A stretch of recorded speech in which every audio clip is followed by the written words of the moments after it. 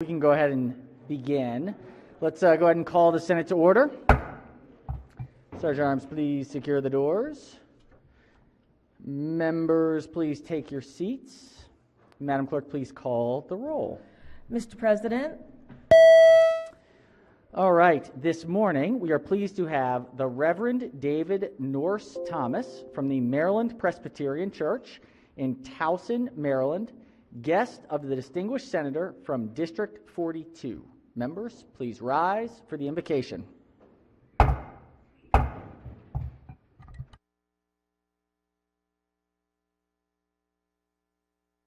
Holy mystery beyond all names, we bless you this day before our work begins.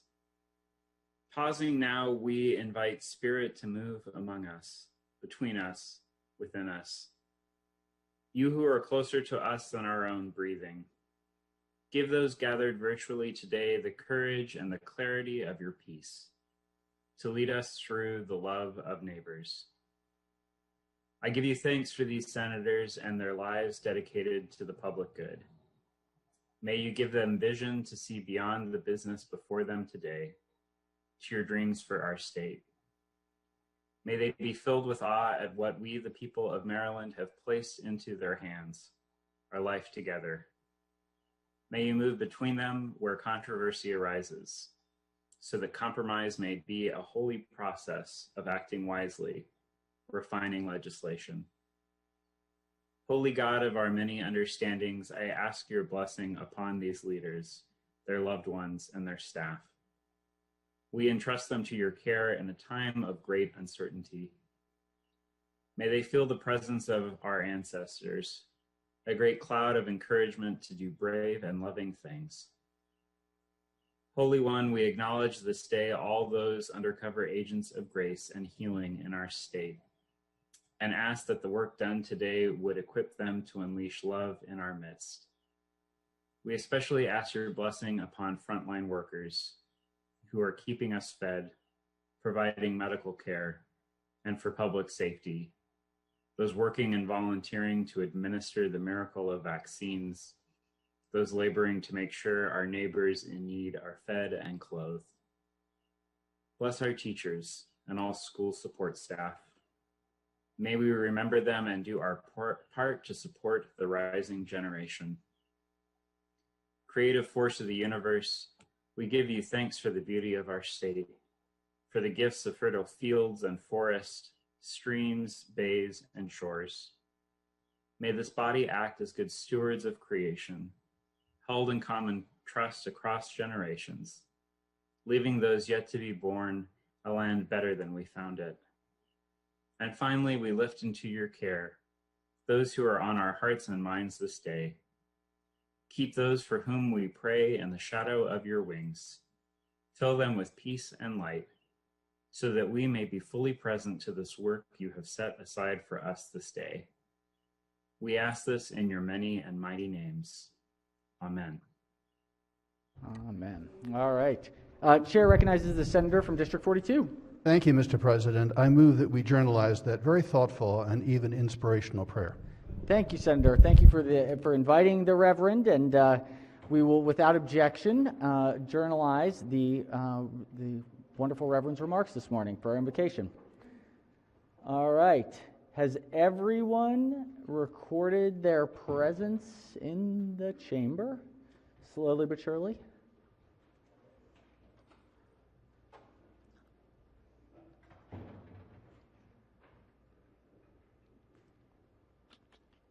All right, the clerk will take the call.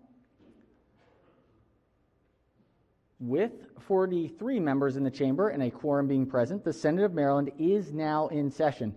Senators, it is a beautiful, amazing, wonderful Friday out. We see spring around the corner. I have the honorable duty of being the wet blanket.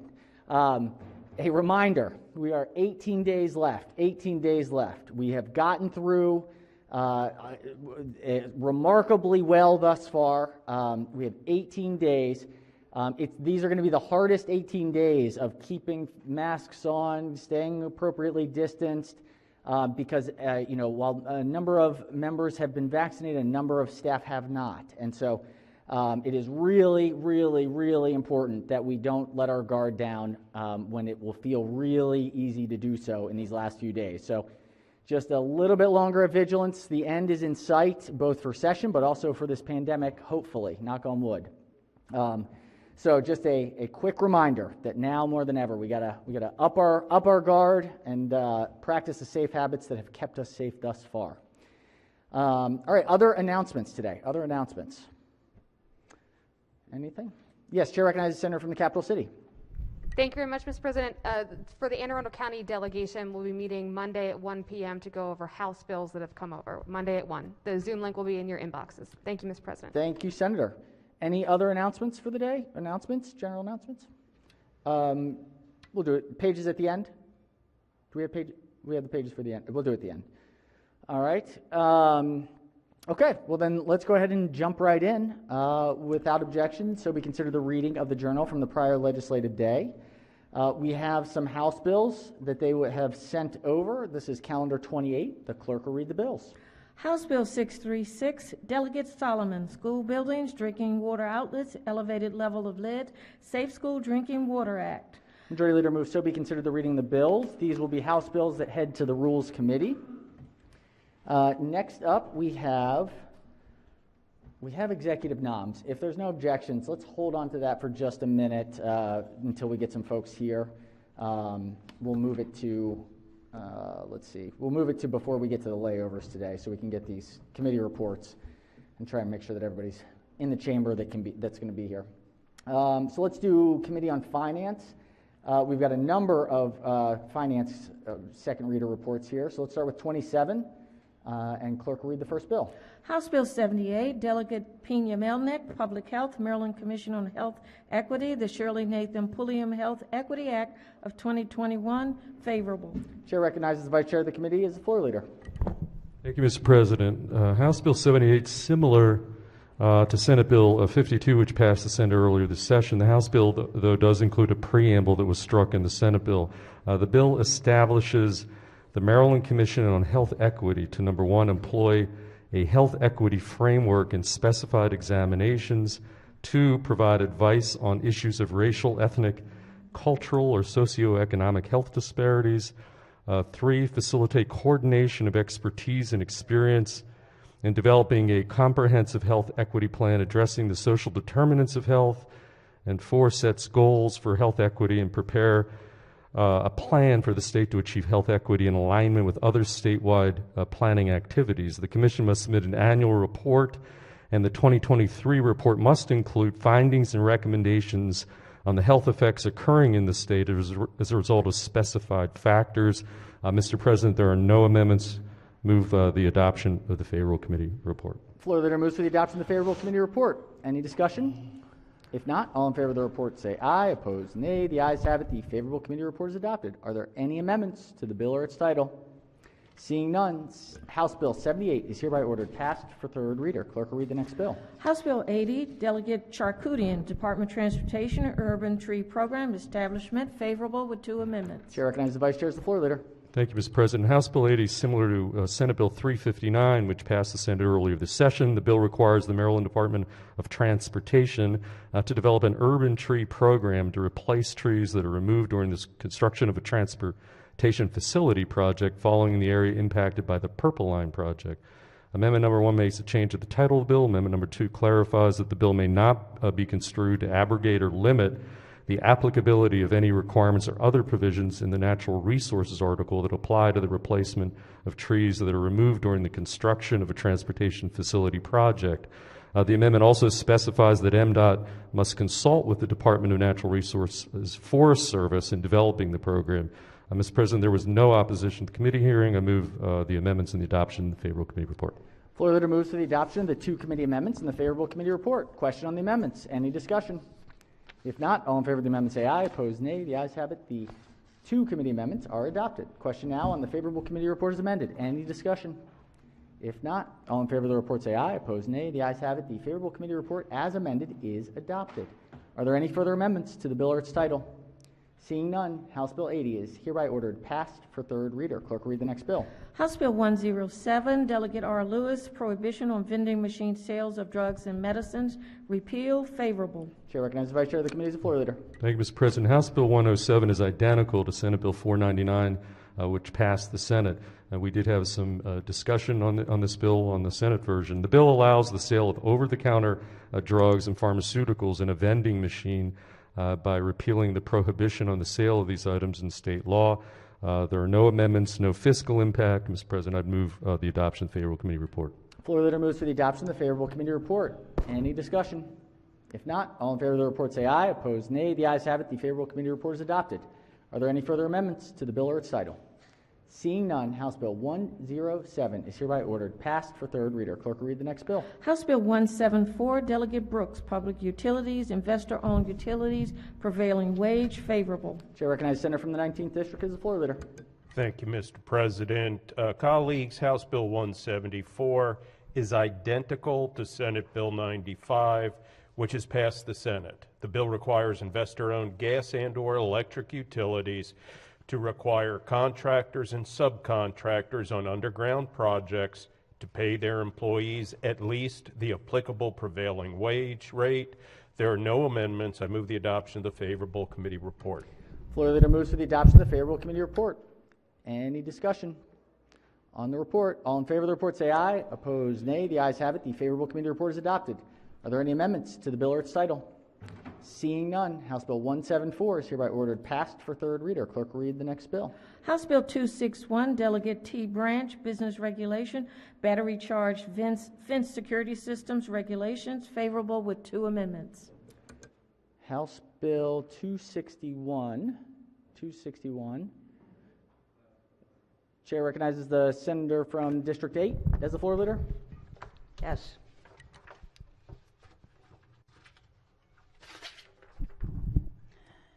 Thank you, Mr. President. House Bill 261, while not listed as a cross-file, is similar to Senate Bill 135, which passed the Senate. The bill authorizes local governments to only require compliance with a local alarm ordinance or permit regarding the installation of a battery-charged fence system, and local governments may not impose any additional installation or permit requirements.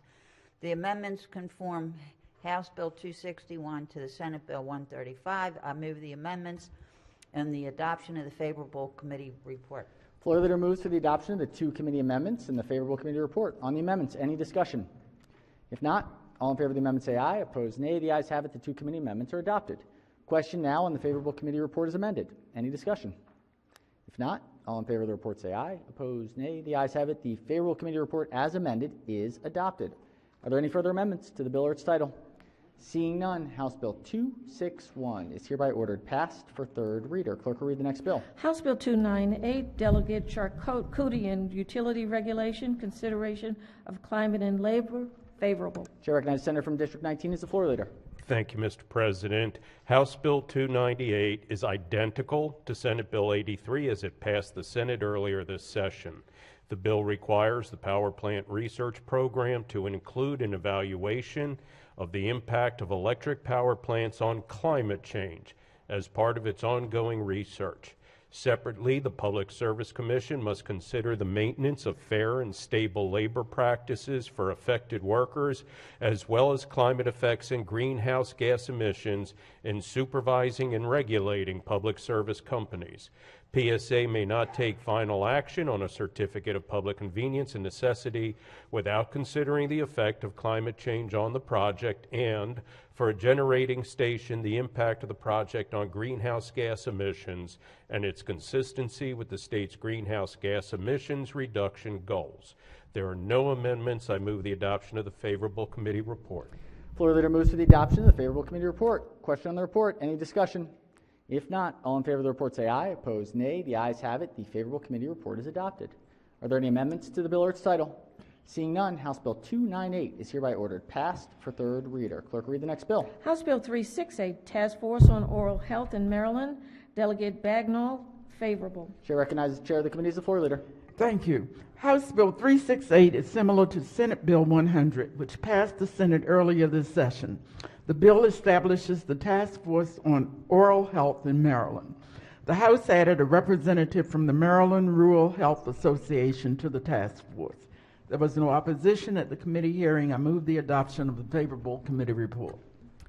Floor leader moves for the adoption of the favorable committee report. Question on the report. Any discussion? If not, all in favor of the report say aye. Opposed, nay. The ayes have it. The favorable committee report is adopted. Are there any amendments to the bill or its title? Seeing none, House Bill 368 is hereby ordered passed for third reader. We're on to calendar 29 from Finance. Clerk will read the first bill. House Bill 58. 28. Did I say 20? 28, yes. House Bill 569, Delegate Clippinger, electricity net energy metering limit, favorable with 2 amendments. Chair recognizes Vice Chair of the committee as the floor leader. Thank you, Mr. President. House Bill 569 as amended is identical to Senate Bill 407, which passed the Senate earlier this session. The bill doubles the statewide limit on net energy metering capacity for eligible customer generators from 1,500 megawatts to 3,000 megawatts. The amendment updates a cross-reference conforming the bill with the Senate bill. No fiscal impact. Mr. President, I'd move the amendment adoption favorable committee report. Floor leader moves for the adoption of the 2 committee amendments and the favorable committee report. On the amendments, any discussion? If not, all in favor of the amendment say aye. Opposed, nay. The ayes have it. The 2 committee amendments are adopted. Question now on the favorable committee report is amended. Any discussion? If not, all in favor of the report say aye. Opposed, nay. The ayes have it. The favorable committee report as amended is adopted. Are there any further amendments to the bill or its title? Seeing none, House Bill 569 is hereby ordered passed for third reader. Clerk, read the next bill. House Bill 598, Delegate Kelly, Maryland Medical Assistance Program, Applied Behavior Analysis Services Reimbursements, favorable. Chair recognizes the chair of the committee as the floor leader. Thank you. House Bill 598 is identical to Senate Bill 469, which passed the Senate on second reader earlier this session. The bill prohibits the Maryland Department of Health from conditioning reimbursement of applied behavioral analysis services provided to Medicaid recipients under the early and periodic screening, diagnosis, and treatment benefit on the presence or availability of the parent or caregiver in the setting where the services are provided. There are no amendments, no opposition at the committee hearing. I move the adoption of the favorable committee report. Floor leader moves for the adoption of the favorable committee report. On the report, any discussion? If not, all in favor of the report say aye. Opposed, nay. The ayes have it. The favorable committee report is adopted. Are there any amendments to the bill or its title? Seeing none, House Bill 598 is hereby ordered passed for third reader. Clerk, read the next bill. House Bill 599, Delegate Kelly, Public Health, Long-Term Care Planning, favorable with 2 amendments. Chair recognizes the chair of the committee as the floor leader. Thank you. As amended, House Bill 599 is identical to Senate Bill 652, which passed the Senate unanimously earlier this session. The bill requires the Department of Health by April 1, 2022, to develop and publish materials to assist Maryland residents with long-term care planning. The materials developed must be consistent with recommendations made in the final report of the Task Force on Long-Term Care Education and Planning. The Maryland Health Care Commission, the Department of Disabilities, and the Maryland Department of Aging must update their websites in accordance with recommendations of the task force. Amendment 1 is technical. Amendment 2 requires the department to ensure that the materials published under this bill are understandable to individuals with limited literacy skills, conforming the House bill to the Senate bill. There is no fiscal impact. I move the amendments and the adoption of the favorable committee report. Floor leader moves for the adoption of the 2 committee amendments and the favorable committee report. Discussion on the amendments. Any discussion? If not, all in favor of the amendment say aye. Opposed, nay. The ayes have it. The 2 committee amendments are adopted. Question now on the favorable report as amended. Any discussion? If not, all in favor of the report say aye. Opposed, nay. The ayes have it. The favorable committee report as amended is adopted. Are there any further amendments to the bill or its title? Seeing none, House Bill 599 is hereby ordered passed for third reader. Clerk, read the next bill. House Bill 658, Delegate Chi, transforming manufacturing in a digital economy work group, making it in Maryland, favorable with 1 amendment. Chair recognizes the Vice Chair of the committee as the floor leader. Thank you, Mr. President. As amended, House Bill 658 is identical to Senate Bill 444, which passed the Senate earlier this session. The bill establishes a work group to study the transformation of manufacturing in Maryland's emerging digital economy. The work group is charged with a wide variety of issues to examine and on which to make recommendations such as relevant professional research, public-private partnerships, state funding levels, new tax credits, and the state's current statutory and regulatory authority over manufacturing. The Department of Commerce will staff the work group. Amendment number 1 adds members to the work group. That single amendment, Mr. President, I'd move that amendment and the adoption of the favorable committee report. Floor leader moves to the adoption of the one committee amendment and the favorable committee report. On the amendment, any discussion? If not, all in favor of the amendment say aye. Opposed, nay. The ayes have it. The one committee amendment is adopted. Question now on the favorable committee report is amended. Any discussion? If not, all in favor of the report say aye. Opposed, nay. The ayes have it. The favorable committee report as amended is adopted. Are there any further amendments to the bill or its title? Seeing none, House Bill 658 is hereby ordered passed for third reader. Clerk will read the next bill. House Bill 894, Delegate Haynes, Education, Community Colleges, Collective Bargaining, favorable. Chair recognizes the Senator from Montgomery County as the floor leader. Thank you, Mr. President. Colleagues, House Bill 894 is identical to Senate Bill 746, which passed the Senate. The bill establishes a collective bargaining process for designated public employees of all state community colleges. Public employees include full-time faculty, part-time faculty, and non-exempt employees from the Federal Fair Labor Standards Act. Public employees may bargain over wages, hours, and other terms and conditions of employment. The State Higher Education Labor Relations Board is responsible for overseeing all aspects of collective bargaining between public employees and the community colleges, including conducting elections, certifying exclusive representative, and settling disputes. There are no amendments. I move the adoption of the favorable committee report. Floor leader moves for the adoption of the favorable committee report. Question on the report. Any discussion?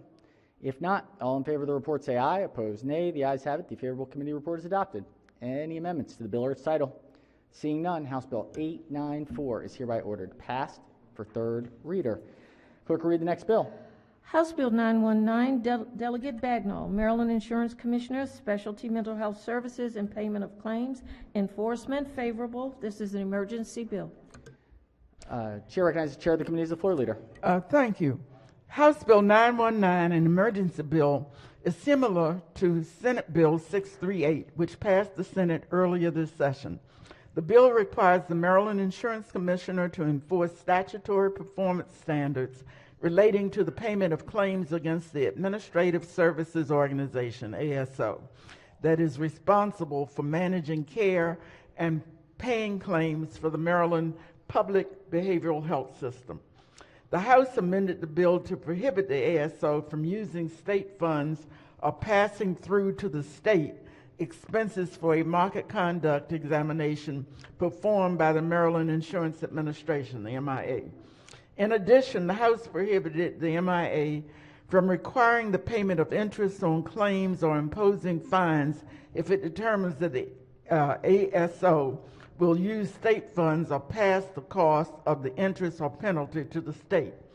The House also required the MIA to submit its findings from clean claim complaint investigations to the MIA, required the MIA to submit any market conduct examination reports of an ASO to specified legislative committees, and establish a termination date for the bill. There was no opposition at the committee hearing. I move the adoption of the favorable committee report. Floor leader moves for the adoption of the favorable committee report. Any discussion? If not, all in favor of the report say aye. Opposed, nay. The ayes have it. The favorable committee report is adopted. Are there any amendments to the bill or its title? Seeing none, House Bill 919 is hereby ordered passed for third reader. Clerk will read the next bill. House Bill 1293, Delegate Ampry, Baltimore City West North Avenue Development Authority, favorable with one amendment. Chair recognizes the chair of the committee as the floor leader. Thank you. House Bill 1293 is similar to Senate Bill 783, which passed the Senate earlier this session. This bill establishes the West North Avenue Development Authority for the purpose of developing a comprehensive neighborhood revitalization strategy for the benefit of the target area and buffer zone in Baltimore City. The bill establishes provisions governing the membership, procedures, and duties of the authority. Amendment 1 adds 2 additional members to the authority and alters the due date of a required report to align it with the Senate bill. There is no fiscal impact. I move the amendment and the adoption of the favorable committee report. Floor leader moves to the adoption of the one amendment and the favorable committee report. Brand new delegate getting a bill already. Senator from District 40 better watch nipping at his heels there, huh? On the amendment, any discussion? If not, all in favor of the amendment say aye. Opposed, nay. The ayes have it. The one committee amendment is adopted. Question now is on the favorable committee report as amended. Any discussion? If not, all in favor of the report say aye. Opposed, nay. The ayes have it. The favorable committee report as amended is adopted. Are there any further amendments to the bill or its title? Seeing none, House Bill 1293 is hereby ordered passed for third reader. All right, we've got Report 29. We believe this one may be a consent calendar, potentially. If we could read the calendar. Report of the Committee on Finance, consent calendar number 3. Chair recognizes the chair of the committee.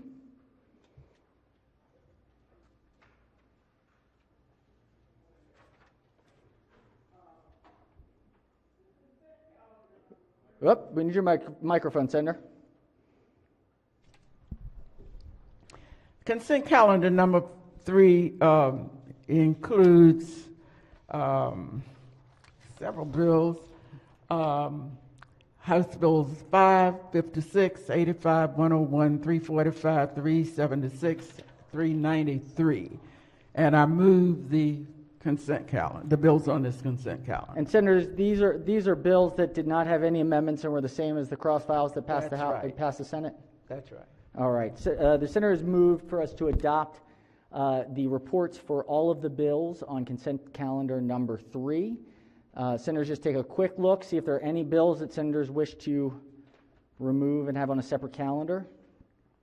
If not, on the question of the report for the calendar, all in favor of the report say aye. Opposed, nay. The ayes have it. The favorable committee report on consent calendar 3 is adopted. We are going to order those bills be passed to third reader. We've got another consent calendar from Finance. The clerk will read the calendar.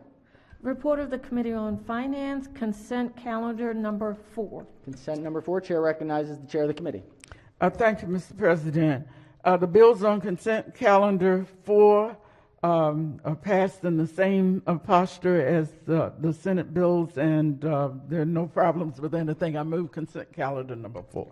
Floor leader moves for the adoption of consent calendar number 4. Are there any, take a quick look, Senators, any bills that Senators wish to separate out?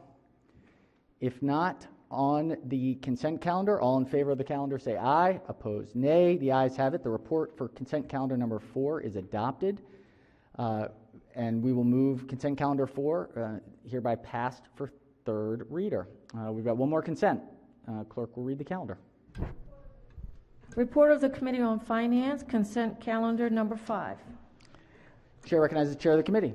Thank you. The bills on consent calendar number 5 are in the same posture as the corresponding Senate bills. I move consent calendar number 5. All right, the floor leader has moved consent calendar number 5. Senators, please take a look at the bills on consent calendar number 5. Are there any bills that Senators wish to move separately? Seeing none, question on the calendar. All in favor of the reports for calendar 5, say aye. Opposed, nay. The ayes have it. The favorable reports for bills on consent 5 are adopted. We will move bills on consent calendar number 5, hereby passed for third reader. Clerk will read the next calendar.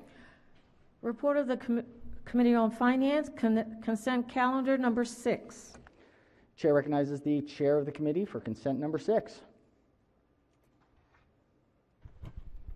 I move the bills on consent calendar number 6. Thank you, sir. And Senator, these are all bills passed unanimously. Same posture. All right.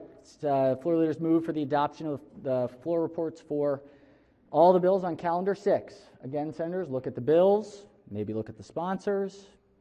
Any separations? It appears not. All right. Question is on the report. All in favor of the report say aye. Opposed, nay. The ayes have it. The Consent calendar reports for consent calendar number 6 are adopted, and the bills will be passed to third reader. Believe that do we have another finance one here? We do. All right, let's read the first bill for the next calendar. 35. Senate Bill 740, Senator Rosapep, Economic Development, COVID-19 Small Business Grant Program, COVID-19 Crisis Small Business Survival Program Act of 2021, favorable with 2 amendments. Mr. President. Yes, Chair recognizes the Vice Chair of the Committee as the floor Thank you, leader. Mr. President. As amended, Senate Bill 740 established the Maryland COVID-19 Small Business Grant Program in the Department of Commerce. The program provides funding to counties to issue emergency relief grants to eligible small businesses in 2021 and 2022 under criteria that the county generally determines. A grant under the program must be funded through federal coronavirus relief money. The bill contains related reporting requirements on program eligibility and the application criteria and the recipient characteristics. The bill terminates on June 30, 2024. Amendment number 1 is technical. Amendment number 2 strikes an authorization to utilize state coronavirus relief funds from the program, as well as a provision expressing that it was the intent of the General Assembly that $100 million in federal and state money be designated for the program. That was stricken in amendment number 2. There's no opposition at the committee hearing. I move the amendments and the adoption of the favorable committee report. Floor leader moves for the adoption of the 2 committee amendments and the favorable committee report. Question is on the 2 amendments. Any discussion? If not, all in favor of the amendment say aye. Opposed, nay. The ayes have it. The 2 committee amendments are adopted. Question now is on the favorable committee report as amended. Any discussion? If not, all in favor of the report say aye. Opposed, nay. The ayes have it. The favorable committee report as amended is adopted. Are there any further amendments to the bill or its title? Seeing none, Senate Bill 740 is hereby ordered printed for third reader. All right, we've got now one more report here. This is 34. Clerk will read the first bill. House Bill 30, Delegate Corman, Office of People's Counsel Alterations, Office of People's Counsel Environmental Reform Act, favorable with 1 amendment. Chair recognizes the Vice Chair of the Committee as the floor leader. Thank you, Mr. President. House Bill 30 adds to the charge of the Office of People's Counsel, requiring the office to consider the public safety, economic welfare, and environmental interests of the state and its residents, including progress toward greenhouse gas goals. The bill alters the cap on the annual assessment to support the office's operation from 0.05 to 0.074 of certain utility operating mechanisms, and adds the People's Counsel or a designee to the Commission on Climate Change and the Maryland Zero Emission Electric Vehicle Infrastructure Council. Amendment number 1 is technical. There was no opposition at the committee hearing. Move the amendment adoption. Favorable committee report. Floor leader moves for the adoption of the 1 committee amendment and the favorable committee report. On the amendment, Chair recognizes Minority Whip. Yeah, thank you very much, Mr. President. Just ask the bill and the amendment lie over under the rule. Senator's motion is in order. The bill and the amendment will lie over under the rule. Clerk will read the next bill.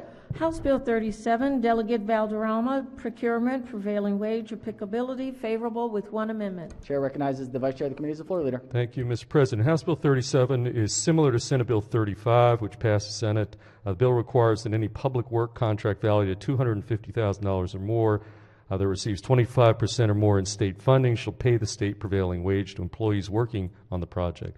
The 1 amendment is very similar to the floor amendment. We adopt the friendly amendment that the committee took from the senator from Frederick, adopted on Senate Bill 35. It specifically exempts local Senate and House of Delegates initiatives from the prevailing wage requirement. We just tightened that amendment up a little bit. Move the amendments and the adoption of the favorable committee report. Floor leader moves to the adoption of the 1 committee amendment and the favorable committee report. Questions on the amendment? Any discussion? If not, all in favor of the amendment say aye. Opposed, nay. The ayes have it. The 1 committee amendment is adopted. Question now on the favorable committee report is amended. Any discussion?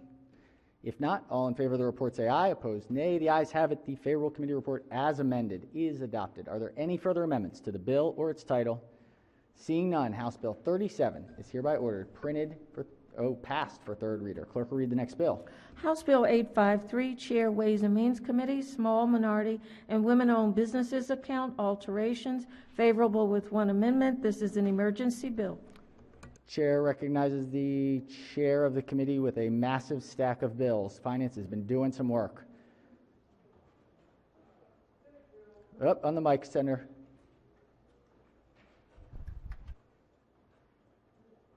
I think it didn't press. There it goes.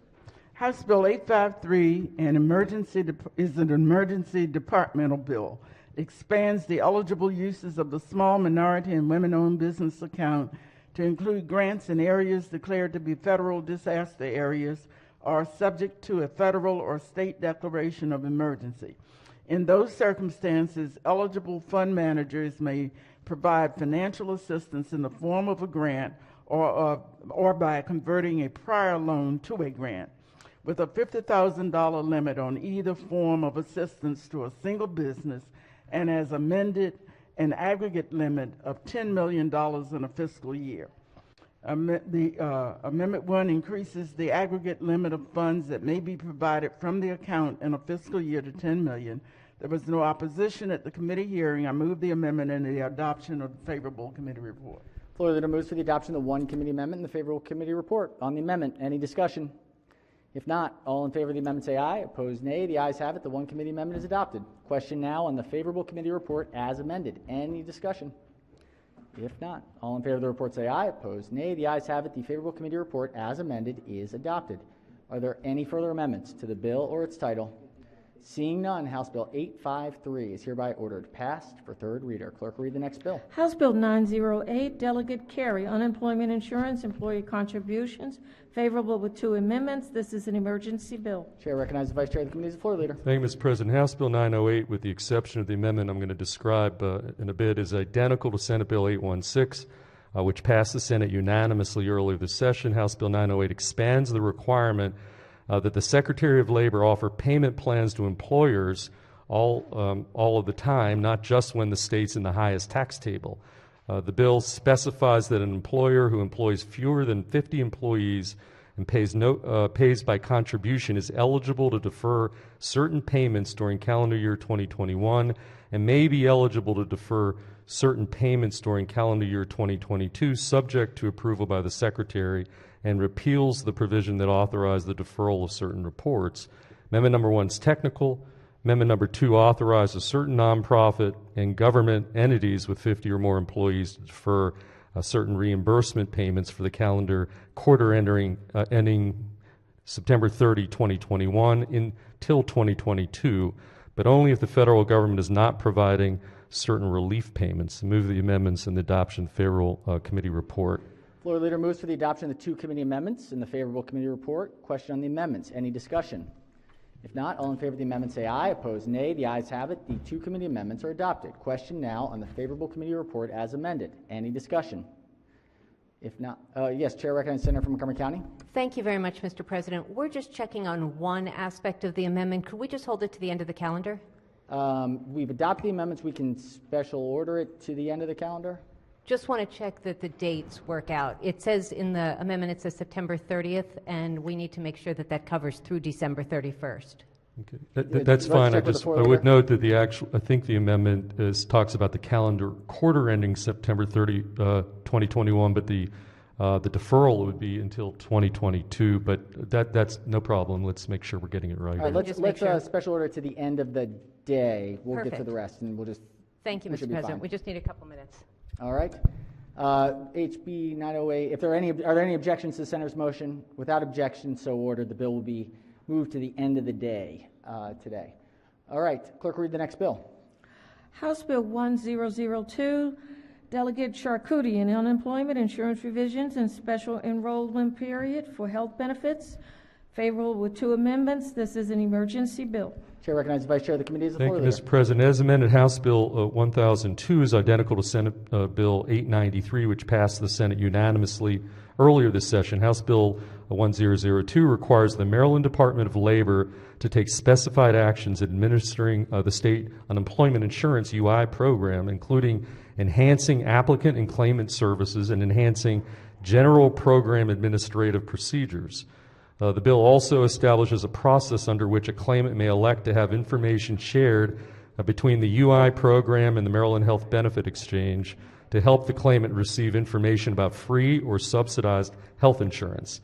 The bill requires the exchange to establish a special enrollment period to allow a claimant to secure health insurance coverage and establishes related requirements for the department, the exchange, and the Department of Health. Amendment number 1 is technical. Amendment number 2 authorizes counties to request specified demographic data from the department and authorizes the department to adopt certain regulations conforming, again, the House bill to the Senate version. I move the amendments and the adoption of the favorable committee report, Mr. President.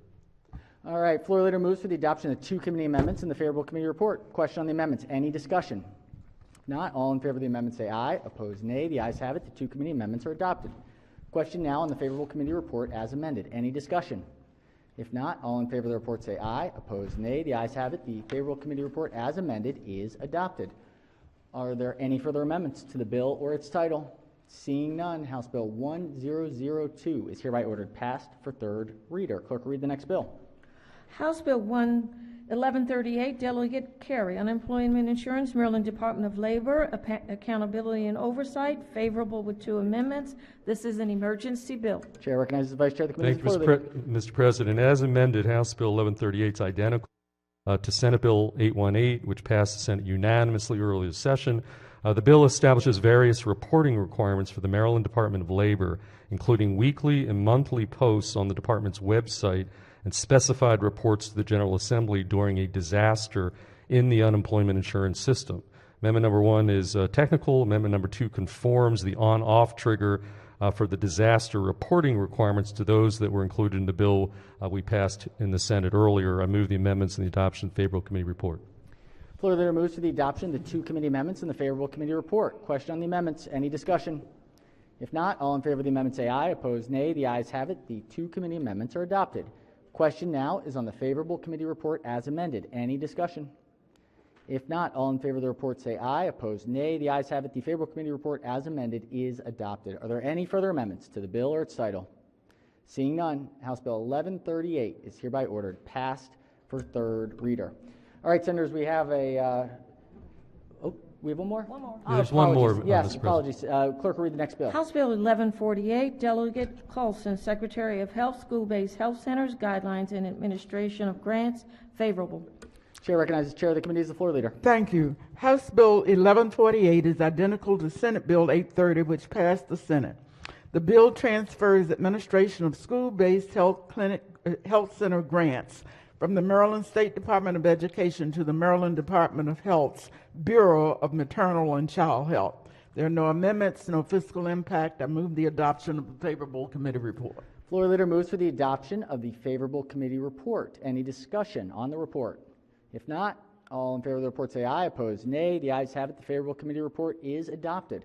Are there any further amendments to the bill or its title? Seeing none, House Bill 1148 is hereby ordered passed for third reader. All right, we have a calendar item that is of the highest order, a message from the House, an important message from the House. The clerk will read the message.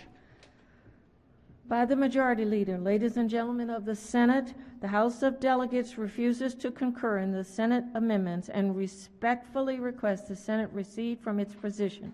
Should the Senate prefer a conference committee to confer on the disagreeing votes of the 2 houses, the House appoints Delegate McIntosh, Delegate Chang, Delegate Betzel, Delegate Haynes, and Delegate Resnick. In addition, the House has appointed in advisory capacity Delegates Corman and B. Barnes. Said bill is returned herewith. By order, Sylvia Seeger, Chief Clerk. The message having been read is ordered journalized. We have a message from the Senate. The clerk will read the message. Ladies and gentlemen of the House of Delegates, the Senate does not recede in the Senate amendments and agrees to a conference committee to confer on the disagreeing votes of the 2 houses. The House has appointed Delegate McIntosh, Chang, Betzel, Haynes, and Resnick. In addition, the House has appointed in advisory capacity Delegates Corman and Delegate B. Barnes. The Senate appoints Senator Gazzoni, Senator Edwards, Senator Rosapep, Senator Zucker, Senator Griffith. In addition, the Senate has appointed in advisory capacity Senators King, Senators Eckhart, and Senator McCray. Said bill is returned herewith by order Nicole Alexander, Secretary. The message to the House having been read, is adopted. All right, Senators, the budget is headed to conference committee. We're moving along on time. Off we go. All right, we've got another part of the budget and more messages from the House, the clerk will read the message. By the Majority Leader, ladies and gentlemen of the Senate, the House of Delegates refused to concur in the Senate amendments and respectfully request the Senate recede from its positions. Should the Senate prefer a conference committee to confer on the disagreeing votes of the two houses, the House appoints Delegate McIntosh, Delegate Chang, Delegate Betzel, Delegate Haynes, and Delegate Resnick. In addition, the House has appointed in advisory capacity Delegates Corman and B. Bond. Said bill is returned herewith by order of Sylvia Seeger, Chief Clerk. Message having been read is ordered journalized. The Senate does not recede. We don't recede. Clerk will read the Senate's message. By the Majority Leader, ladies and gentlemen of the House of Delegates, the Senate does not recede in the Senate amendments and agrees to a conference committee to confer on the disagreeing votes of the two houses. The House has appointed Delegate McIntosh, Delegate Chang, Delegate Betzel, Delegate Haynes, and Delegate Resnick. In addition, the House has appointed in advisory capacity Delegates Corman and B. Bonds. The Senate appoints Senator Gazzoni, Senator Edwards, Senator McCray, Senator Zucker, Senator Griffith. In addition, the Senate has appointed in advisory capacity Senators Rosa Pepp, Young, and Elfrith. Said bill is returned herewith by order Nicole Alexander, Secretary. Message having been read is adopted. Let's make sure we only come back as winners. All right. Let's do a quorum call before third reading calendar. Mr. President. Has everyone recorded their presence? If so, the clerk will take the call. With 45 members in the chamber and a quorum being present, the Senate of Maryland remains in session. We are on third reading calendar. This is number 53. These are Senate bills. The clerk will read the first bill. Senate Bill 187, Senator Signor, Criminal Procedure for Forensic Genetic, Genealogical, DNA Analysis, Searching, Regulation, and Oversight. Senate Bill 187 is on third reader for final passage. Any discussion? Chair recognizes the senator from the 34th District. Thank you, Mr. President. I had some serious concerns on this bill when it came out of committee, and I spoke to the bill sponsor and told him that I would look very carefully at this bill between the date we voted on committee and today. And I've had a number of conversations with him as well as other folks, and I just, my concerns are all satisfied, and I will be voting green on this bill. Thank you. Thank you, Senator. All right. Any further discussion on the bill? If not, the clerk will call the roll. Mr. President. Has everyone recorded their vote? Anyone wish to change their vote? If not, the clerk will take the call. With 45 votes in the affirmative, Senate Bill 187, having received a constitutional majority, is declared passed. Clerk will read the next bill. Senate Bill 261, Senator Simonera, Anne Arundel County Property Tax Credit for Business Entities, State of Emergency. Senate Bill 261 is on third reader for final passage. Any discussion? If not, the clerk will call the roll. Mr. President. Has everyone recorded their vote? Anyone wish to change their vote, explain their vote? If not, the clerk will take the call.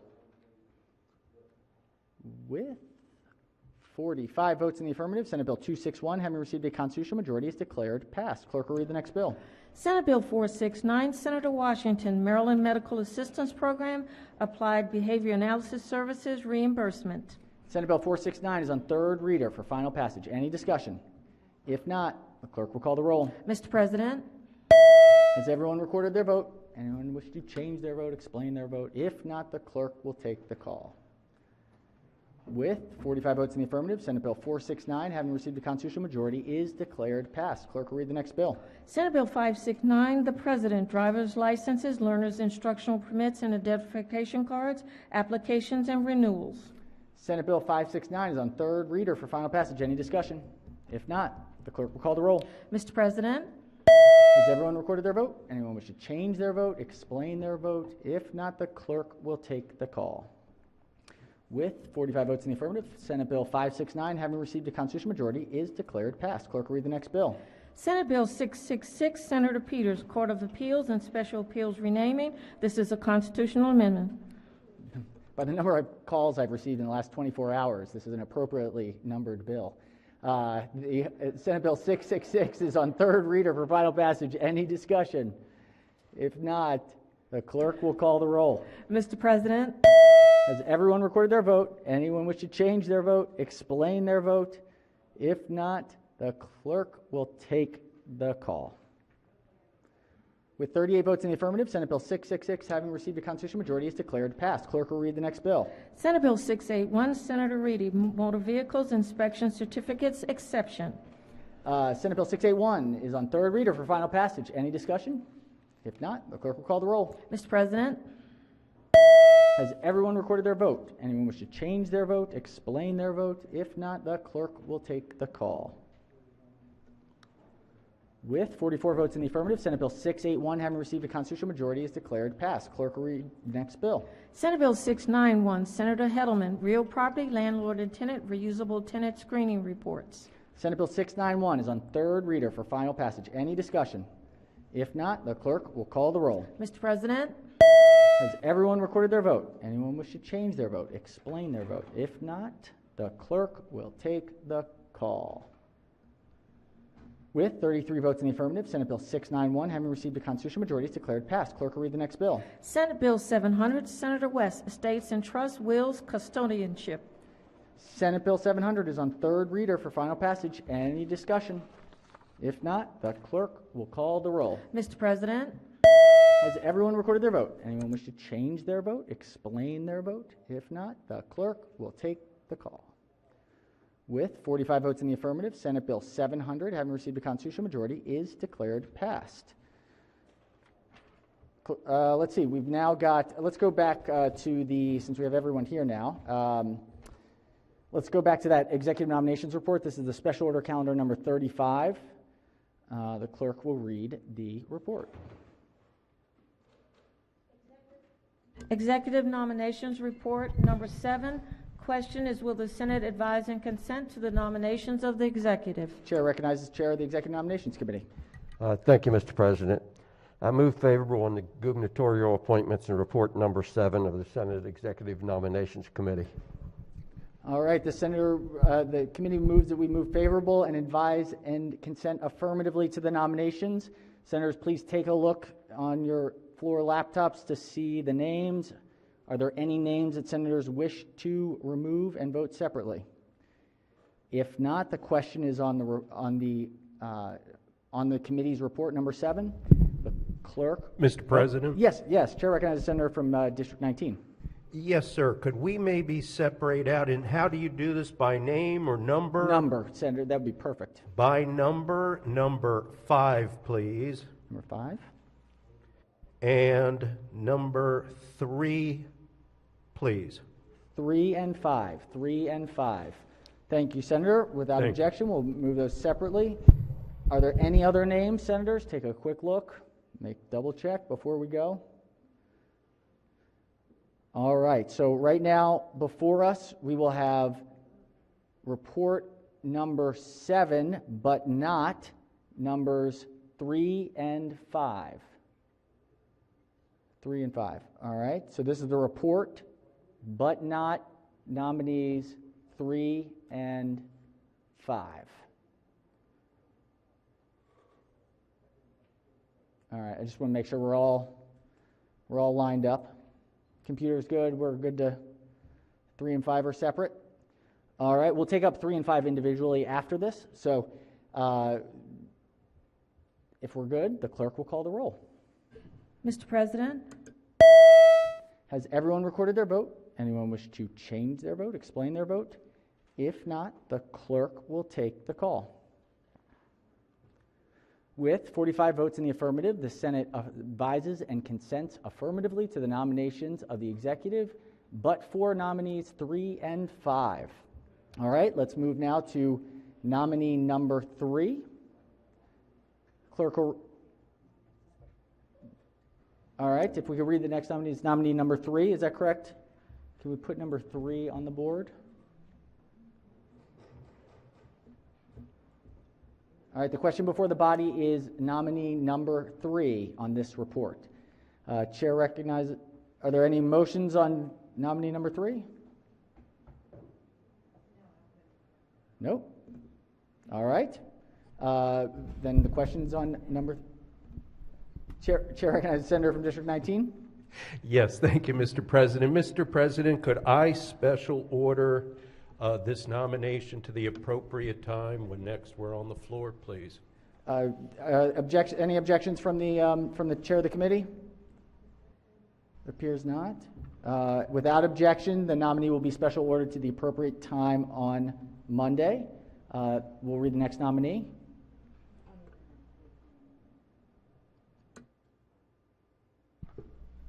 Number 5. All right, we're now on number 5. Chair recognizes the senator from District 19. Thank you, Mr. President. I would also request, please, that this nominee be special ordered to the appropriate time when next we're on the floor. All right, the senator's moved to special order the nominee until Monday. Just to confirm from the chair of the committee, any objections? Appears no objections. Without objection, so ordered, the nominee will be special ordered to the appropriate time on Monday. All right, we've got one more calendar. Mr. President? Oh, yes. Where are we? Oh, yes. Chair recognizes senator from District 12. Could I be recorded in the green for the initial consent calendar for number 7? My button was locked. For the consent, but for 3.5. Are there Right. any objections to the senator being recorded in the green? Without objection, so ordered. Thank you. All right. Let's go ahead and get to layover calendar number 18. Clerk will read the first bill. Senate Bill 199, Senator McCray, Maryland Transit Administration Funding, Transit Safety and Investment Act. Questions on the adoption of the committee amendments and the favorable report. All right. Question before the body is on the 4 committee amendments. 4 committee amendments. Chair recognizes senator from District 33. Thank you very much, Mr. President. I have extensive questions and amendments that's pending. Request that this bill be special ordered till Tuesday. Till Tuesday. Let's check with the floor leader. No, we've been working on this extensively, Mr. Senate President. So, all right, the senator has moved to special order the bill until Tuesday. Has extensive amendments. The committee is now. Let's do a voice vote on the special order. All on the special order. Any discussion of the special order? If not, all in favor of the special order, say aye. Opposed, nay. No. Noes have it. Before us are the 4 committee amendments. Chair recognizes senator from District 33 on the amendments. Thank you very much. Let's go ahead and adopt the amendments, and I'll speak to the bill. On the bill, okay. All right. Let's see if is there any further discussion on the amendments, on the committee amendments. If not, all in favor of the amendments say aye. Opposed, nay. The ayes have it. The 4 committee amendments are adopted. We are now on the favorable committee report as amended. Chair recognizes the senator from District 33 on the report. Thank you very much, Mr. President. I have questions for the floor leader. Will the floor leader yield for questions? It appears so. Senator May. Yes, sir. All right. Good afternoon, Senator. Hey, Senator. I've got information from the Maryland Department of Transportation that much of their funding is a formula based upon receipts from what we would call the turnstile, number of people using the facilities. And because the receipts have been so dramatically reduced the past year, that they want to continue to use the same formula, and therefore it would reduce the amount of funding for maintenance. Was this issue discussed in the committee? Well, I would say that the transit TTF is funded by a number of different vehicles, not just the amount that's coming in from ridership and things of that nature. So the question was it discussed that there would be reduced funding because of lower revenues? It would be reduced funding because of. Could you repeat that? You said Sure, reduced funding. Sure. I'll give you some details. It was very interesting because I didn't know much about it, but they shared with us that the revenues are often the amount of the budget is oftentimes a function of the number of revenues. And let me get the exact place in their notes. As you know, they send extensive opposition and information. The intent of the Maryland Department of Transportation maintain a minimum net income coverage test of 2.5 times maximum future debt service. And the net income coverage test means the affordability of the debt is in response to the turnstile revenue. There was an unprecedented decline in revenues associated with COVID-19, and the intent to minimize reductions in the operating and capital programs. These figures, the 6-year financial plan, dropped below the 2.5 times maximum. And to meet the minimum net income coverage requirement established in the bill, an additional reduction of $100 million to the operating budget and $100 million to the capital budget is required. Was that information discussed by the committee? The MDOT did not bring it up, but it's no need to have the assets if you're not going to maintain them, Senator, is what I would speak to from that piece of it. We know that with the capital needs assessment that was done just in 2019, July 2019, that there's $4.6 billion worth of capital needs that's necessary without bus, without rail, without commuter, and that we have $2 billion that's actually unfunded in that $4.6 billion that's there. So I would say that we need to make sure that we still are representative in maintaining the assets that we currently have. And that's very important, not just for those folks, but for everyone across the state of Maryland. Sure. If this bill passes, it's my impression, based on the figures I've seen, that other projects will be deferred or canceled in other areas of the state, such as the Port of Baltimore, the airport, and State Highway. Was there any discussion in the committee about other projects that would be delayed, deferred, or canceled? Very much so, Senator. And I would also say that this was very thoughtfully discussed, not just discussed, but thoughtfully discussed. When we look at the first 3 years, there's no change. It's no change in the first 2 years, and we're talking about a $7 million change in the third year. We actually spread it out over an extra year to make sure, and we lower the amount that we had introduced in the bill so that we could think about those thoughtful opportunities and making sure that we are doing due diligence with the state's taxpayers' dollars. Thank you very much, Senator. The MDT gave me figures that said if the funding mandates in Senate Bill 199 had been in place when the Maryland Department of Transportation drafted their Consolidated Transportation Plan in 2020, they would have had to cut $447 million across the rest of the capital budget.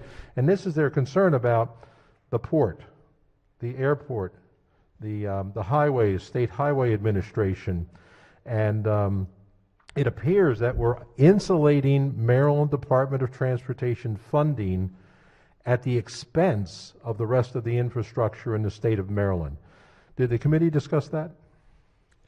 We did. We went very, very intense and very thoughtful debate in reference to the CTP. And when you look at the fiscal note, you'll see what the state of good repair is currently. And when you look at it, you'll see that we just matched up. The first 2 years are matched with our CTP. When you look at the third year, there's an incremental gain in the CTP. So this isn't having this dramatic change that you're discussing in reference to these projects that's being impacted. What happened is we're saying as a state of Maryland that we're prioritizing. This is a priority because it has not been a priority when you have $4.6 billion in assets that need to be maintained but not receiving the maintenance that is supposed to. Sure. And Senator, believe me, when we talk about the unfunded list, the deferred maintenance list, all you have to do is look around at our school systems. In Anne Arundel County, it's over $1 billion. We know how serious these unfunded maintenance projects are because it does have a direct effect on the efficiency of the buildings and the use. So can you tell the body what the capital needs inventory is and how it affects your bill? The capital needs inventory is pretty much where we as a state, and we have this asset and it needs to be maintained. They did a 10-year study to kind of lay out in reference to what those capital needs are. They came up with $4.6 billion that need to be worked on, $2 billion that is unfunded, but most importantly, this touches everyone's district in some capacity. Just look at how in Anne Arundel County, in District 33, that $44 million out of that pot will be able to help commuter buses. That $44 million will be able to help places like Davidsonville, Severna Park, and things of that nature. And it's important to know that this is one of the few bills where you've seen labor and the environment on the same page, business and workers on the same page. Our church community, our civil rights community have all been on the same page. Collectively, even as a regional or our executive leaders have all come together, Anne Arundel County, Baltimore City, Baltimore County, Howard County. But most importantly, I ask you to look at the sponsors on that bill. And that was very intentional to let them know that this does not just impact the Baltimore region, but this also impacts a Montgomery County, a Western Maryland, and things of that nature. So when I think about the capital needs and I think about the assets that need to be maintained, we have to set this as a priority. Senator, thank you for those comments. And Severna Park and Davidsonville are in my district, and I appreciate that. But we also have the roads, the bridges, the SHA requirements. Many of my people use the airport. We need to make sure that's maintained also. And we have all these wonderful economic drivers in the port of Baltimore that we have to maintain the port also. Senator, thank you very much for your comments. Mr. President, have an amendment? Senator, we have to do the report first. Let's see if there's any further discussion on the report before we have amendments. I'm sorry. Is there any further Chair recognize? Let's do. We have another senator as discussion on the report, and we'll take up the amendment after we dispose of the report. So, Chair recognizes the senator from District 36. Thank you very much, Mr. President. Would the floor leader yield for question? Will the floor leader yield? Yes, sir. Senator, may proceed. Thank you, Mr. President. Mr. Floor Leader, you had mentioned the assets that MTA has. I think you said $4.6 billion in assets. Yes, sir. Do you know how much in assets the state of Maryland has with respects to roads, bridges, and highways? Did you know that one, Matt? No, I'm not aware of that. Okay, Senator. Can you just briefly tell us the main funding resources for the Transportation Trust Fund? Yes, I will. Just hold on for 1 second. It's pretty much the motor fuel taxes. It's the vehicle excise taxes from titling, the vehicle fees from registration licenses and other fees. We get some federal aid. We also have a portion of corporate income taxes that comes from Transportation Trust Fund, and then some of the revenue from the airport in reference to our short-term vehicle rentals. Okay, so it's mainly the fuel tax and registration of motor vehicles, correct? It's a number of them, as stated, with corporate income taxes, but you get the gist. Okay. Do you know the allocation of the TTF with respect to how much goes generally to roads and highway, and maybe what percentages might be easier? What percentage goes to roads and highway, and what percentage goes to transit? I don't have the percentages accessible now. Okay. Do you know the percentage of contribution from the fare box into the TTF? Did you have the fare box information? Yeah, I get it. No, I don't have it accessible. Okay. Let me then just ask one more question. You had mentioned all these businesses have come to be on the same page. I do see concerns from Maryland's road construction companies in the committee testimony. They were asking for equal funding of the maintenance of roads, bridges, and highways. Was that concern considered by the committee, and did you act on that? Very much so. In reference to, we just did the highway user revenue bill that floated out here, which I was also a sponsor of. And I think that it's important to recognize that we all care about our state highways, but we should equally also care about our public transit. Senator, when we think about public transit, I'm thinking about all those young people that may be going to school. I'm thinking about that mom or dad that may be taking that young person to get healthy food options, to go to get to the supermarket. I'm thinking about the senior who is trying to get prescription drugs or just go for a doctor's visit. So when we think of that, yes, I do have a great amount of respect for our state roads, but I equally have that respect for our public transit because we should recognize that some people don't have a choice. Public transit is that only choice, and that's very important, and we are one Maryland. Okay, and I appreciate your statements, and you used the word equal 3 times there. That's what I'm getting back to. Their testimony asking for equal funding for the roads as well as transit. Do you think, or can you tell me if we're at that level of equality within what this piece of legislation does? With the earlier question, I don't have the percentages accessible at this moment, Senator. Okay. I appreciate it. Thank you very much, Mr. President. Yes, sir. Thank you, Senator. All right, any further discussion on the report, If not, all in favor of the report say aye. Opposed, nay. The ayes have it. The favorable committee report as amended is adopted. Chair recognizes the senator from the 33rd District. Thank you very much. I have an amendment. Senator has an amendment. Senator, could please read the amendment number. Sure. SB 0199/233-525/1. All right, just give us one moment. 525.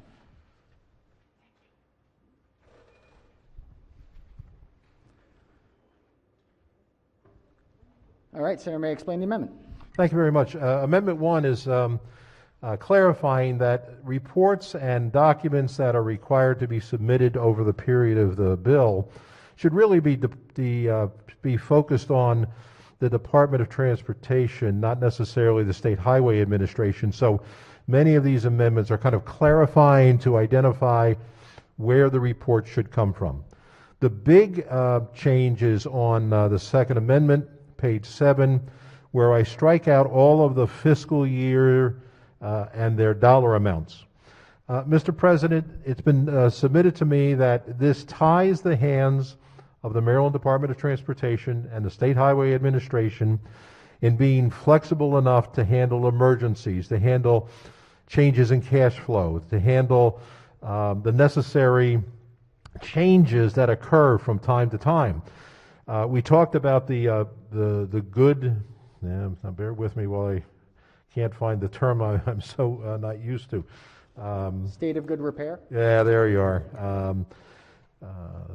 This is a program that's renewed every 3 years. This bill goes out 7 or 8 years, so we don't know what the needs of the state will be in the future. As a matter of fact, as the senator on the floor said, the last one was done in 2019. There's another one due very shortly. So this bill releases the handcuffs on the department and provides the flexibility that the administrators need to protect our infrastructure wherever the needs may occur across the state of Maryland. Move the favorable amendment. Senator has moved the amendment. Chair recognizes the floor leader. Thank you, Mr. President. I would ask that the body reject this amendment. When we looked at what this amendment does, it guts at the heart of what the bill is. So when we talked about the funding mandates that will be inside there or the dollar appropriations that will be inside of there, we're talking about stuff that's already aligned in the CTP. So we see that 402 for 2023 is already what the CTP is doing. We see that the 502 is already what the CTP is doing. And as stated, the Budget and Tax Committee very thoughtfully moved in a direction where we actually lowered the amount that we were requesting in the introduced bill, spread it out an extra year, and you will see that last year is generously underneath of what we actually average. So we're basically saying that 4.6 billion is a priority for the state of Maryland. Those folks, whether you're a student, whether you're a senior, whether you're a mom, you're a dad, and you have no other choice, but you are a priority to the state of Maryland. I remember when the MTA was actually under attack just last year, and there were cuts in the operating dollars. But you know what? When we unified collectively, as the churches, as the civil rights organizations, as the businesses, as the students come together, we saw those cuts reversed. Not even several months later, the capital was then cut again. And you saw where our leaders had to step up and say, no, that this cannot continue to happen. And I was proud to see our mayor. I was proud to see our other county executives aligned, unified as one, and that cut was also reversed. But this is not the time to continue to extend energy for something that we know is right. This is the time to say to Maryland that this is a priority.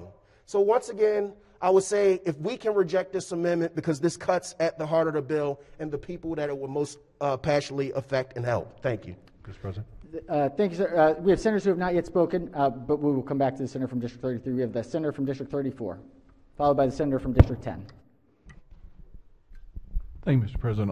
On the amendment, look, there's sort of I hear this in the discussion, sort of implicit suggestion that the capital improvements on the roadways don't benefit folks who would take mass transit. But let's face it, our buses are moving on those highways. Our food moves to us on those highways. Our stores are supplied on those highways. In my jurisdiction, we've not built a single overpass other than 95, but really to benefit 95, not the area around it. We've not built a single overpass since the early 1960s. We've only been able to afford at-grade intersections. We created one new highway back in the late 70s. Since then, we've just pretty much been paving and add a lane here and there to expand traffic capacity. But sort of our highways are critical to us, every one of us in this room and across the state. And maintaining that is critical. We have a CTP process. It's a good process. We ought to support that. And to basically leapfrog that process and inject this, I think is wholly inappropriate. There's got to be an ability for governors to balance this. And look, this mainly affects the next governor, right? We don't know who the next governor is going to be. This mainly ties that person's hands as it goes out, as the good senator said, 7 years.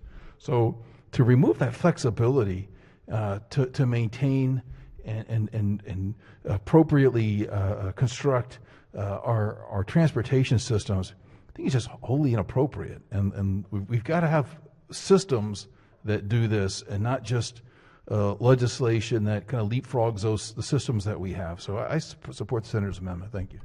Thank you, Senator. Chair recognizes the senator from District 10 on the amendment.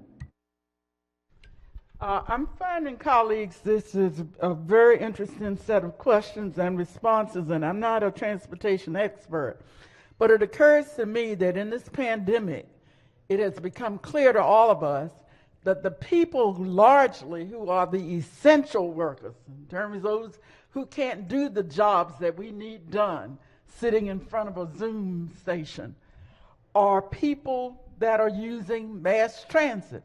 And that's how they are getting to do the essential work that all of the rest of us are depending on while we sit in front of a computer and call up Zoom.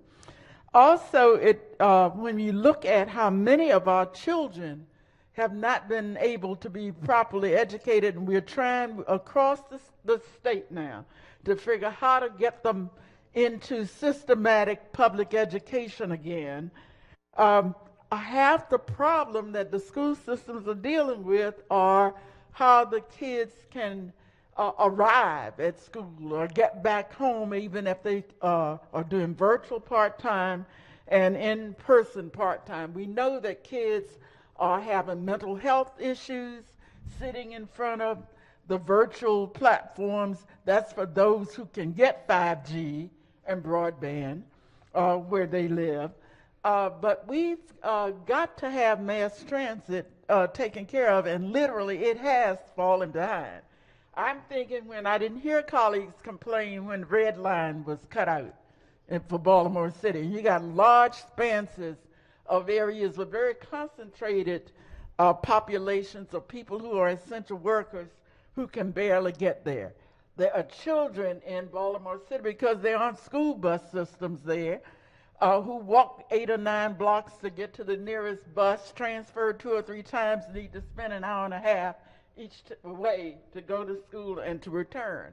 And with the destruction and the denigration of the transit system in the more urban areas, while we have been going through this pandemic, I don't know what we are going to do when the schools are able to say, come on kids, come back in, let's not have a mental health depressive outburst any longer. We are back because we denigrated already during the pandemic what there was.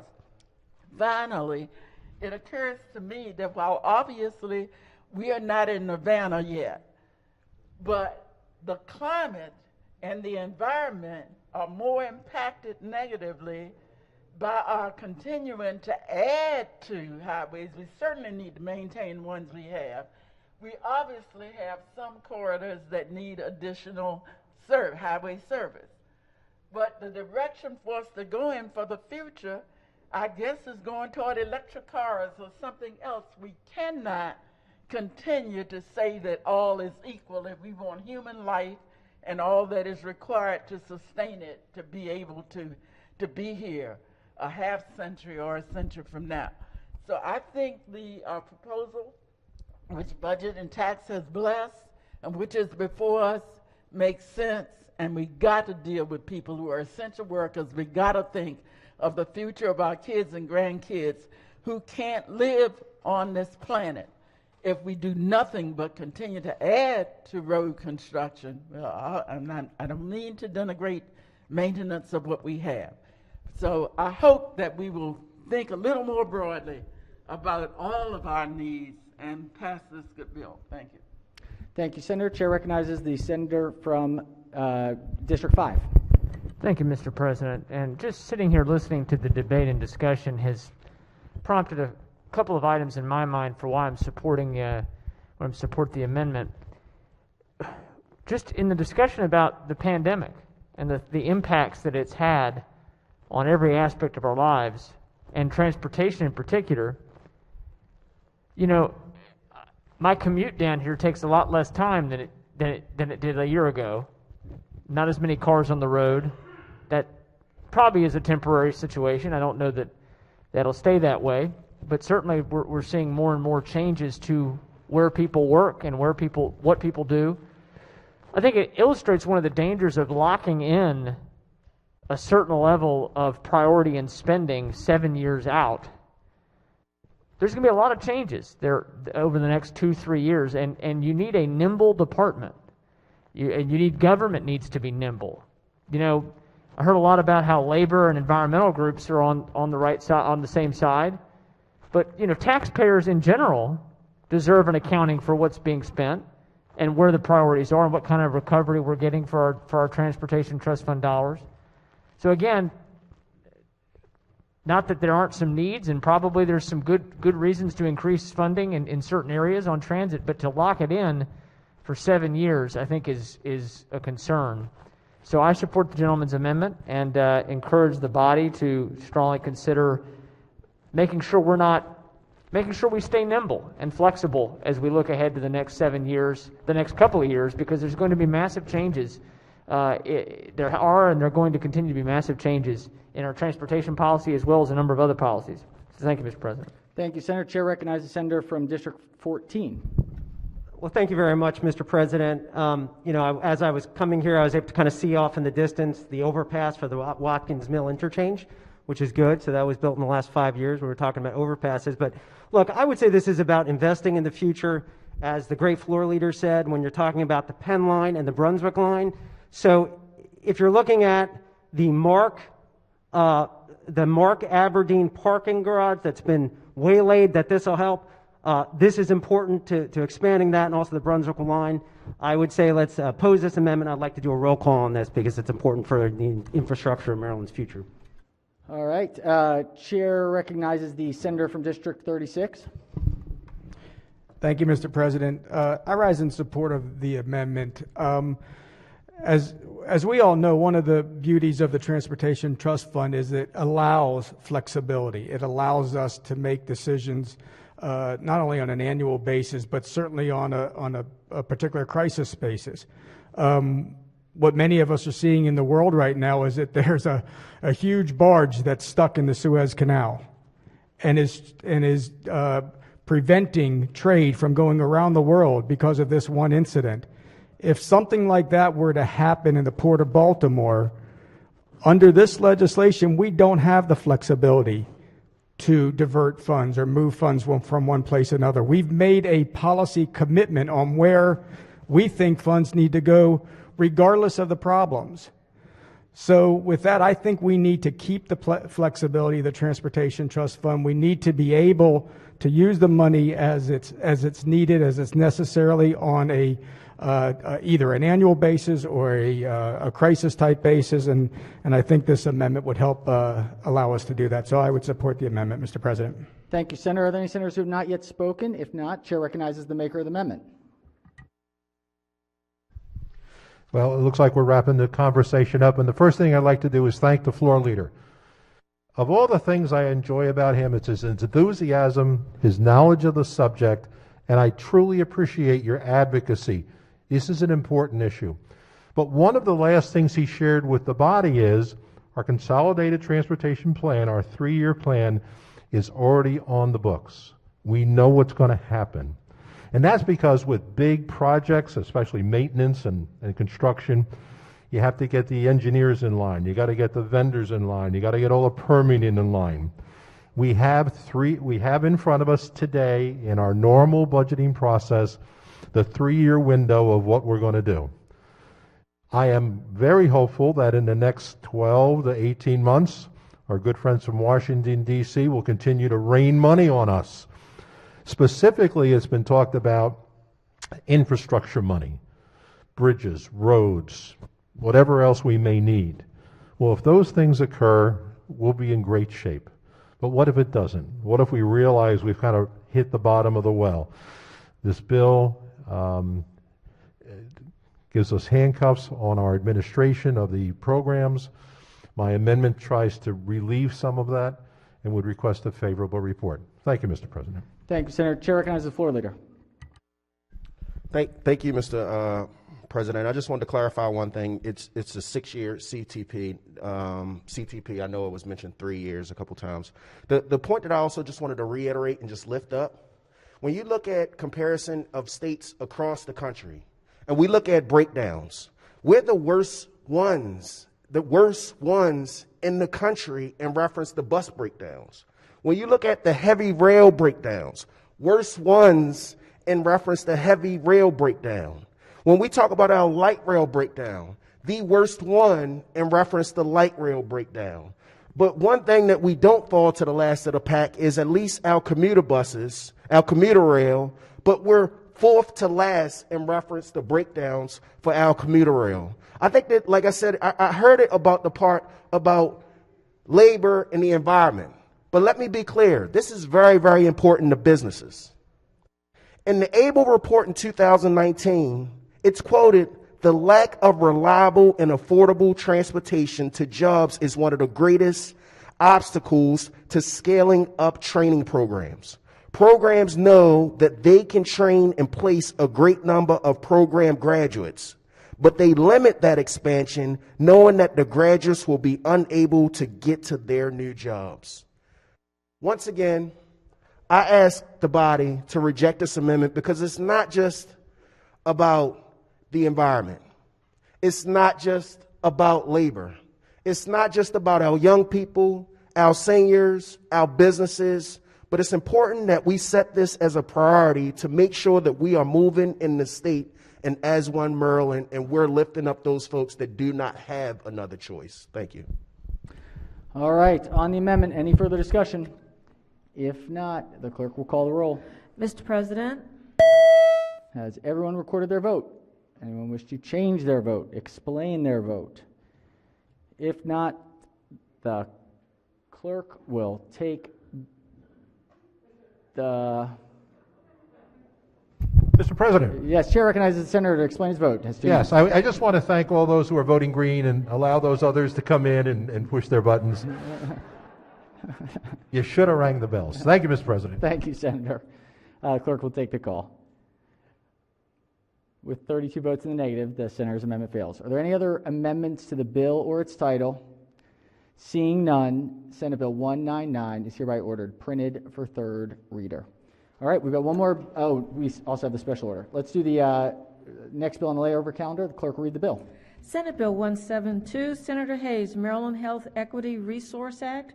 The question is on the adoption of the committee amendments and the favorable report. All right, question is the three committee amendments. Any discussion on the three committee amendments? If not, all in favor of the amendment say aye. Opposed, nay. The ayes have it. The three committee amendments are adopted. Question now is on the favorable committee report as amended. Any discussion? Mr. President? Yes, Chair recognizes the floor leader. Thank you, Mr. President. Colleagues, I just wanted to update everyone on the conversation that we had yesterday on the floor. I want to thank the gentleman from Harford County for his questions. We met with the sponsor of the bill and I and the gentleman from Harford County to discuss his questions. And just to clarify for everyone, the reference to the reporting in the bill really is so that each jurisdiction, each member from each jurisdiction would be able to be clear as to whether or not applications to be designated in a health equity resource committee would in fact cause a need for more outreach, so that you make sure your communities in need are a part of that designation process. So there is no interaction through that application process for members with the award of resources. So, Mr. President, I do want to thank the gentleman for his questions and hope that clarification causes this bill to move forward. Thank you. Thank you, Senator. Question is on the favorable committee report as amended. Any discussion? Chair recognizes the senator from the 34th District. Thank you, Mr. President. And I do thank the sponsor and floor leader for discussing it. And it was clear to me after that as they laid the bill out, that the intent is clearly not to that the committees of this body would interfere with the selection process, just merely to do follow-up. So I thank them for their indulgence, and I'll be voting green on this. Thank you, Mr. President. Thank you, Senator. All right. On the report as amended, any further discussion? If not, all in favor of the report say aye. Opposed, nay. The ayes have it. The favorable committee report as amended is adopted. Are there any further amendments to the bill or its title? Seeing none, Senate Bill 172 is hereby ordered printed for third reader. All right, we have the special order bill. Excuse me. Excuse me. All right, clerk will read the bill. House Bill 908, Delegate Carey, Unemployment Insurance, Employer Contributions, favorable with two amendments. This is an emergency bill. Chair recognizes the senator from Montgomery County. Thank you so much, Mr. President. There is not any good reason to ever doubt the excellent counsel on any of our committees, and certainly not the Finance Committee. I want to commend their work for including some of the larger nonprofits who are also struggling. But this amendment was drafted correctly, and appreciate the moment to check it out. Thank you, Senator. All right. Any further amendments to the bill or its title? Seeing none, House Bill 908 is hereby ordered passed for third reader. All right, desk is clear. Let's do committee announcements. Chair recognizes the chair of the Finance Committee. Nothing to announce until Tuesday, Mr. Chair. Excellent. Finance did some heavy lifting yesterday. We appreciate that. Chair recognizes the chair of Education, Health, and Environmental Affairs. Thank you, Mr. President. The Education, Health, and Environmental Affairs Committee will meet at 2:15 for a voting session. We have about 25 bills. Also on Monday, put aside 4:30 to 5 o'clock for a voting session on one piece of legislation. Monday, 4:30 to 5. Thank you, Senator. All right, chair recognizes the chair of Budget and Taxation. Thank you, Mr. President. We have voting at 9 a.m. on Tuesday. Excellent. All right, thank you, Mr. Chairman. Chair recognizes the chair of Judicial Proceedings. Thank you, Mr. President. We'll meet at 2:30 for a voting session. 2:30 today. JPR, keeping busy. All right. Executive nominations. Chair recognizes the chair of Executive Nominations. Thank you, Mr. President. We will be meeting as usual Monday at 5 o'clock. We just have 8 people on the list, but one is going to take a considerable amount of time, so please free time up for the meeting. Thank you, Senator. How about we do the pages? Chair recognizes the co-chair of the Protocol Committee. Thank you very much, members of the Senate. Thank you, Mr. President. It's been an honor again to work with the pages. So we will be having their photographs up on the board in just a couple of minutes, just so you can see who they are and thank them as we read off their names. And we deeply appreciate you, ladies and gentlemen, students from around Maryland who've been working with us and joining us virtually. I know it's not like having you right here next to us on the Senate floor, but you all have been champions at the virtual learning opportunities. So we wish you well. Look forward to seeing you sometime in the future and hope this has been a very productive learning experience for you.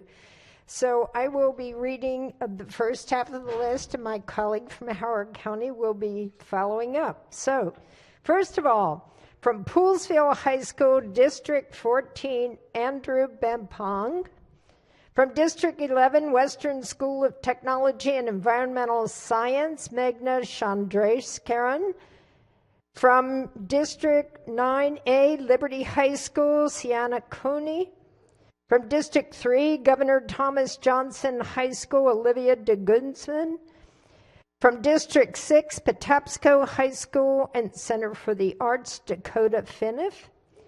From District 41, Baltimore City College High School, Olivia Flores Coolidge. District 7, Edgewood High School, Noah Gentry. District 33, South River High School, Millicent Goodwin.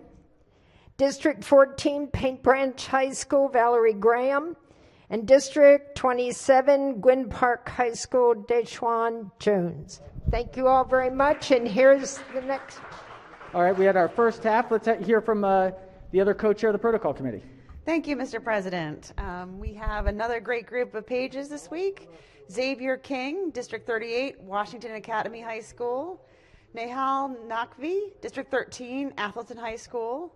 Madeline Polak, District 17, Richard Montgomery High School. Paul Rainier, District 36, Queen Anne High School. Drake Smith, District 32, Meade High School. Ty Candace Smith, District 43, Reach Partnership School. Nathaniel Sox, District 2, Williamsport High School. And Cameron Spence, District 36, Kent County High School. Let's give them all a big round of applause and thank you for your hard work. We are so thankful to our incredible pages, and we are hopeful that they are going to be as bright shining in college as they have been in high school. We wish you were here with us, but we know that you will be doing great things, and one of you may be following us one of these days. All right, Chair recognizes Senator from District 14. Thank you very much, Mr. President. The Montgomery County Senate delegation will be meeting briefly today at 2 p.m. virtually for a quick voting session. 2 p.m. today virtually. Montgomery County Senate delegation. Thank you, Mr. President. Thank you, Senator. Chair recognizes the delegation of the Middle Eastern Shore.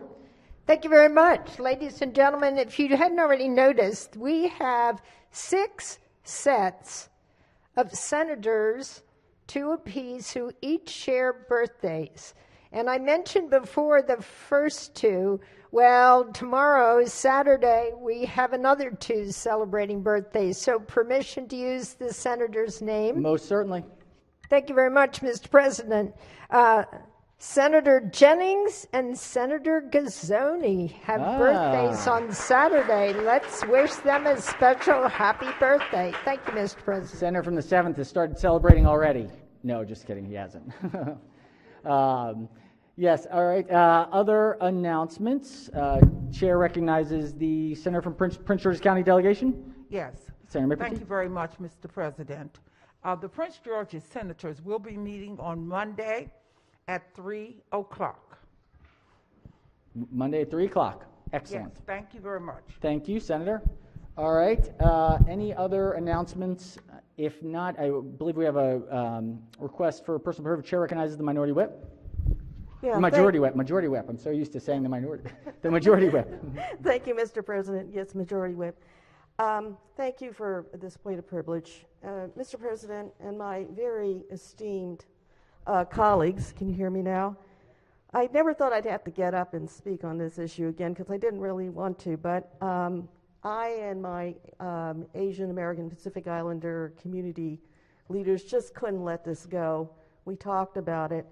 We're very disturbed at former Trump administration official and the governor's senior public health advisor, Dr. Robert Redfield's remarks made to CNN recently, Dr. Sanjay Gupta, that he believed that the COVID-19 virus originated from a lab in Wuhan, China, contradicting the World Health Organization's and most health experts' assessments.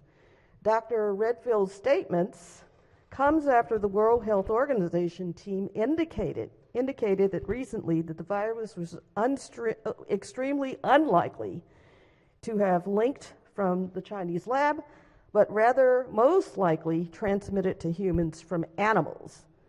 WHO and Centers for Disease Control and Prevention and other leaders have warned against associating this virus with a geographic region, as it could lead to stigma, discrimination, and violence against an entire group. So we're really appalled. We're shocked. We're really saddened. That Dr. Redfield would make this statement, especially after the shooting and the brutal murder of 8 people in Atlanta, 6 being women of Asian descent. And the surge of violent attacks and hate crimes against Asian Americans all over the country, and even in our wonderful state of Maryland. I have to say, words really do matter, and they are really dangerous when they manifest themselves or they provoke violent actions against an entire ethnic group. Asian Americans and people from communities of color and from all backgrounds, we very well all understand this, and many of us have lived this.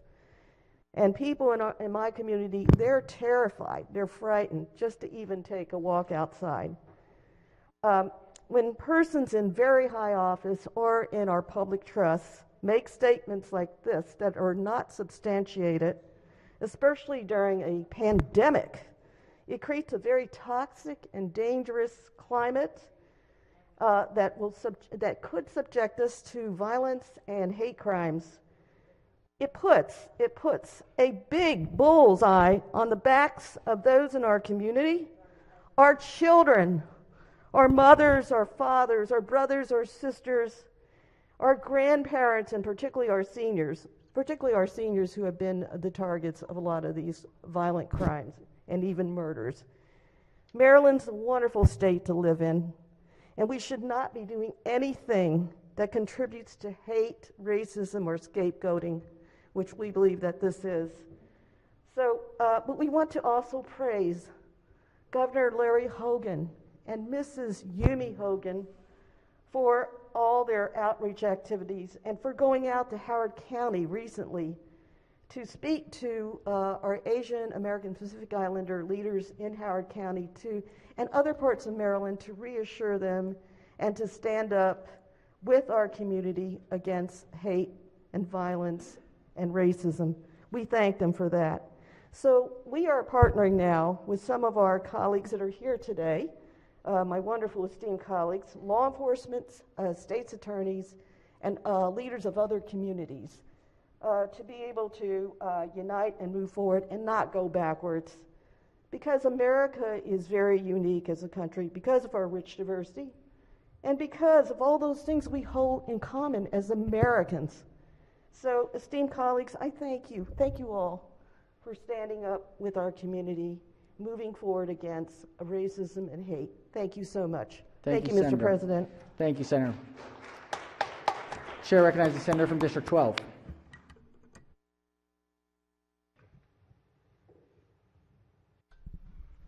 Thank you, Mr. President.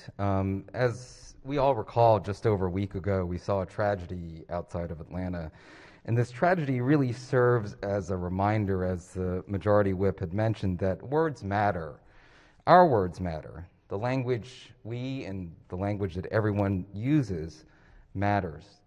And misinformation and allegations that are disseminated can be particularly dangerous when they're unfounded.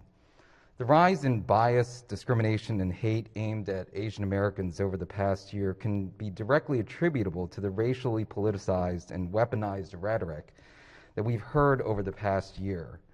And that's why today I am disturbed that a senior health advisor to the state and to the governor of Maryland is now trafficking in the same type of innuendo, rhetoric, and inflammatory language and allegations without any evidence in attributing the coronavirus to a man-made origin. I'm quoting the former director of the CDC, someone who has said, quote, I am of the point of view that I still think the most likely ideology of this pathogen in Wuhan was from a laboratory, escaped. Other people don't believe that. That's fine. Well, ladies and gentlemen, I think that's wrong. There is no evidence at all for this. Most scientists believe that the virus developed naturally, similar to past viruses like SARS and MERS, and jumped from animals to humans. The World Health Organization concluded last month that it was, quote, extremely unlikely that the virus leaked from a Chinese lab. Now, don't get me wrong, there could have been a better response, a quicker response by China in identifying and recognizing the dangers of the SARS-CoV-2 virus and the dangers that it posed the entire world. Most of the countries of the world could have responded faster, including likely ours. But that's a far cry from accusing that this virus has man-made origins in a lab, when there's absolutely no evidence of that. It's as though you blame a community for a massive flood just because the residents happen to use well water. To continue to promote these unfounded and unproven allegations not only fuels misperceptions about the virus, but inappropriately attributes the origins of this worldwide natural tragedy to a specific country and to specific people. And it's not only inappropriate, but it also continues the divisive rhetoric that has led to thousands of reported incidents of discrimination, hate, and bias aimed at Asian Americans. And the fact that a doctor who espouses these beliefs is advising our state government's response to the pandemic is deeply, deeply disturbing. I would urge the former director to retract his remarks or reconsider his active involvement in our response to the SARS-CoV-2 pandemic. Thank you, Mr. President. Thank you, Senator. Chair recognizes the Senator from District 21. Thank you, Mr. President. I want to thank our two colleagues for bringing this to our attention. I didn't know about it until this morning when I was waiting with the majority whip to come into the floor. And she told me about this, and I was like, really? And so I looked it up, and I looked at the CNN interview where Dr. Redfield and our colleague from Howard County explained it, but it's worth repeating. He said he doesn't know where the virus came from, but it's his opinion that it came from this lab. Now, I don't know Dr. Redfield, and I'm sure he cares as much about public health as all of us do. But to me, this statement reflects the terrible judgment that he demonstrated over the last year when he was head of the CDC. You remember what happened with the tests? CDC couldn't get its act together. That's why we got way behind other countries in the world. You remember the wear a mask, don't wear a mask? You remember all the chaos coming from the Trump administration led by Dr. Redfield at the CDC? So I appreciate our colleague from Howard County raising the point of whether this man ought to be involved in protecting our people here in Maryland. We need people with good judgment, not bad judgment. And so I would echo and embrace the views of my colleagues. This is important in terms of diversity of Americans, safety of Americans, and ethnic respect. But it's also important in terms of public health. Thank you, Mr. President. Thank you, Senator. All right. Any further issues for the good of the order? If not, let's do a quorum call before we adjourn. Mr. President. Has everyone recorded their presence? If so, the clerk will take the call. With 46 members in the chamber and a quorum being present, the Senate of Maryland remains in session. Chair recognizes the Majority Leader. Thank you, Mr. President. I move the Senate of Maryland stand adjourned until Monday, March 29th at 7 p.m. Without objection, so ordered. Stay safe, wear your mask, get the vaccine.